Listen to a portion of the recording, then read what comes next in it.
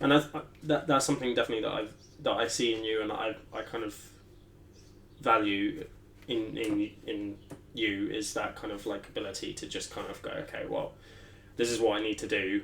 That's what I'm going to do, and then you kind of just go for it.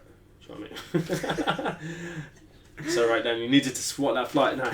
So do you know what I mean? Like, so when you don't mind doing the crappiest job you need to do in order to get back to being at point zero. Yeah. Like if you get into a minus, do you know what I mean? In the example of recently, obviously, I went full time working in the video industry just over a year and a half ago, and that flopped. Yeah. And then at the beginning of this year, I had to pick up a cleaning job. Yeah. But I just accept that things fall as they fall, and you just do whatever it takes and just start again. Yeah, and like I think that's a humble approach to it.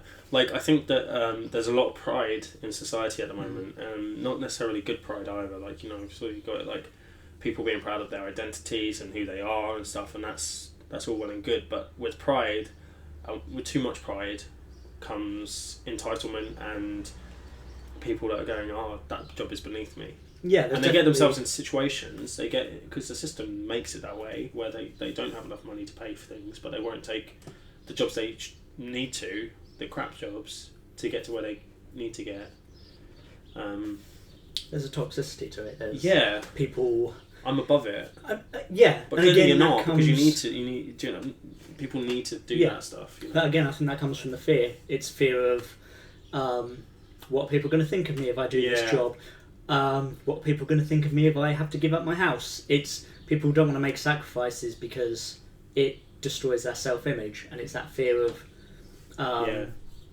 not being who they project themselves to be. I think ego is just such a huge part of that, and people's buying into this I have to be this because I'm this, and I think that's definitely something I've let go of more in the last couple of years. It's difficult though, isn't it?